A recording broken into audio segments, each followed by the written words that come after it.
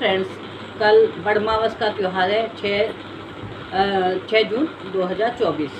तो ये बड़मावस का त्यौहार सब सुहागिनों के लिए बहुत अच्छा होता है। ये अमर सुहाग का वरदान होता है। ये सबसे पहले सत्यवान सावित्री के ऊपर ही ये त्यौहार मनाया जाता है। इस त्यौहार को जो है इसमें बड़ के पेड़ की पूजा की जाती है और महिलाएं बड़ के पेड़ पर 7 धागा बांधती है। परंपरा के अनुसार कुछ लोगों के यहाँ इसमें बायना भी निकाला जाता है। बायने के लिए उसमें चना, बताशे और पूरी पूड़े वगैरह रखते हैं। जितनी अपने घर में श्रद्धा के हिसाब से 14 पूड़े रखे जाते हैं और पूरी रखी जाती है और चने का बायना निकाल के अपनी फल भी रखते हैं साथ में और निकाल के अपनी सास को, नंद को और किसी भी रेस्पेक्टेड व्यक्ति को दे देते हैं। वैसे हो सकता है तो सास को, जिठानी वगैरह को देना चाहिए। और इसको देने के बाद उसके बाद बड़ की पेड़ की पूजा करके और हाथ जोड़ के सत्यवान सावित्री की कहानी कहते हैं। और सत्यवान सावित्री की कहानी मैं आपको सुनाती हूँ। एक बार एक राजा था आशु, तो उस राजा की एक कन्या हुई।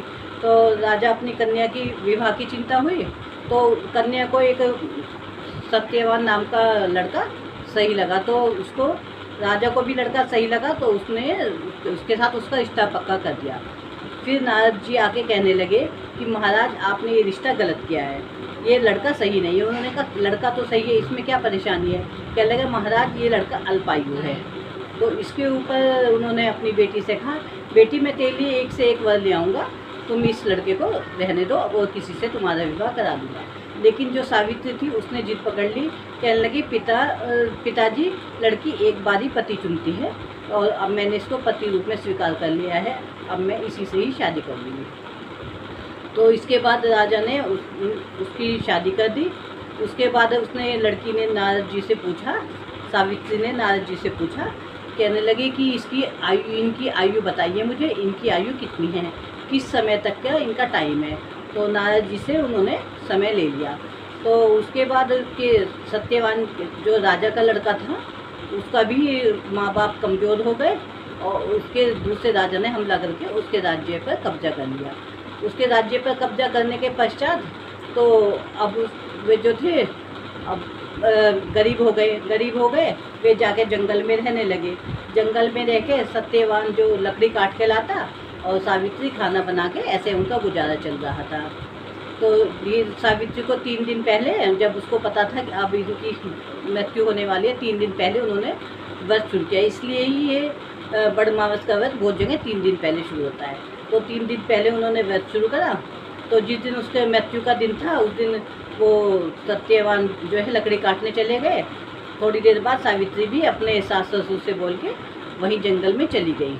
तो लकड़ी काटते काटते सत्यवान को ऊपर चक्कर आने लगे।